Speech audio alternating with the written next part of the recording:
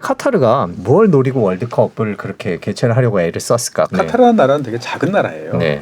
작은 나라인데 한편으로는 되게 유명해지고 싶은 욕심도 있고요. 다른 한편으로 보면 그런 걸 통해서 작은 나라로서 큰 나라 사이에서 뭔가 균형감을 잡고 싶어하는 욕구도 있는 거죠. 그러다 보니까 카타르는 이제 많은 국제 행사를 유치하는데 진심이다라고 생각을 하시면 되겠습니다. 그래서 뭐 최근에 이제 이집트에서 지금 열리고 있는 이제 카페이 뭐 이제 이런 것도 유치를 했었고요. 그다음에 아시안 게임도 했었고 아마 작년에는 이제 올림픽이나 월드컵 이후에는 그런 행사를 유치할 가능성도 사실 있어 보이는 어떻게 보면은 국제 행사의 진심이고 한편으로는 그걸 통해서 이제 중동의 전통적인 그런 마인드 그 전형적인 틀에서 좀 탈피하고 싶어하는 이제 그런 국가라고 생각하시면 되겠습니다. 국제 행사에 진심인 나라다 이렇게 표현을 하셨는데 사실 투자한 금액을 보면 네. 지금까지 뭐 2천억 파운드 한화로 307조 원이다. 참고로 이제 한일 월드컵 같은 경우 물론 뭐 시간에 따라서 이제 화폐 가치가 좀 다릅니다만은 카타르의 30분의 1 수준이었다. 러시아 월드컵과 비교하면 17배. 이게 굉장히 이제 투자를 더 신식 건물이라든지 이런 인프라를 많이 하는 거잖아요. 네. 그 정도의 어떤 뭐 수익을 유형의 수익을 거둘 수 있다고 생각하는 걸까요? 일단은 뭐 그런 거 굳이 고민 안 하는 나라죠. 1인당 국민소득이 10만 달러가 훌쩍 넘어가는 나라인데 네. 뭐 그런 거 가지고 BC를 따지고 경제성을 따지고 네. 이런 거하고는 전혀 관계없죠. 일단은 지도자 이제 국왕의 위신을 높일 수 있고 세계적인 어떤 포지션을 차지할 수 있다면 얼마든지 돈을 집어넣고 거기에 결과를 기다릴 수 있는 나라이기 때문에 우리의 일반적인 생각으로 그렇게 하면 과잉 투자 아니야? 그렇게 해서 남는 게 뭐지? 라고 접근하면 절대로 카타르를 이해할 수가 없다라는 말씀을 드리고 싶습니다. 스포츠가 그 국제적인 지금 박사님 말씀하신 입지를 제약이라는데 효과적이다 이렇게 판단을 하는 쉽게 걸까요? 되는 거죠. 왜냐하면 네. 많은 나라에 이제 많은 방송을 받고. 통해서 주목을 집중적으로 받을 수도 있고요. 예. 그리고 그 과정에서 이제 어떻게 보면 국민들한테는 재밌고 볼거리를 제공해 주지 않습니까? 그러면 국민들 입장에서 봤을 땐 즐겁고 그다음에 이번에도 지하철 노선 포함해서 100개 이상의 호텔도 건설되고 각종 네. 인프라도 되니까 행사 한 번 할 때마다 좋아지는 거예요.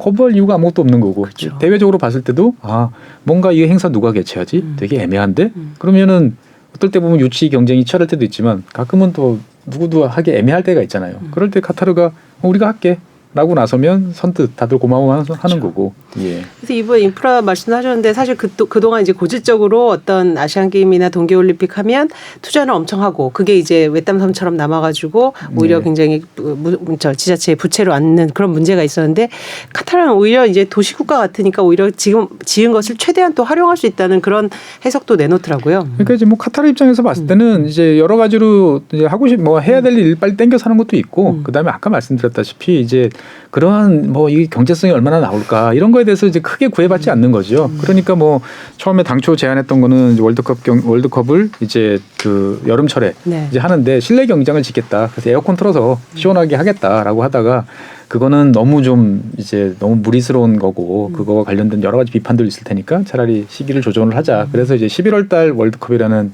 초유의 이제 일이 이제 생기게 되는 거죠. 그래서 참고로 11월 달 카타르는 한 25도? 15도. 예, 약간 더운 정도 수준이라서 뭐 충분히 경기를 할 만하다고 합니다. 그래도 엄청난 에어컨디셔닝 그러니까요. 시설을 갖췄다고 하는 예. 거죠. 어제 저희 SBS가 네. 보도를 했는데 뉴스에서 네. 어마어마하더라고요. 경기장의 예, 냉방 그러니까 뭐 시설이. 그 땅 파면 가스 나오는데 가스 돌리면 전기 계속 나오고 돌리죠. 예, 뭐 아쉬울 게 없는 거죠. 경제적인 효과도 투자한 만큼은 아니더라도 굉장히 클 걸로 기대하는데 굉장히 어떻게 크죠. 보십니까? 예, 저는 상당히 클 거라고 이제 보고요. 어차피 이제 지금 다 뭐 영국 프리미어리그부터 해가지고 다 월드컵 휴가 기간 이제 네. 갖기로 다 했지 않습니까? 그러면 강제로 다 시청을 할 수밖에 없는 네. 거예요. 네. 보면은 네. 11월달에 날씨도 안 좋은데. 날씨도 안 좋은데. 예. 그래서 저는 카타르를 보고 있으면 중동에 우리가 이제 일본을 가리켜서 그런 말을 하죠. 타라 입구 아시아에서 벗어나서 유럽으로 가고 싶어했다. 근데 카타르도 사실 그런 생각이 되게 많았던 것 같아요.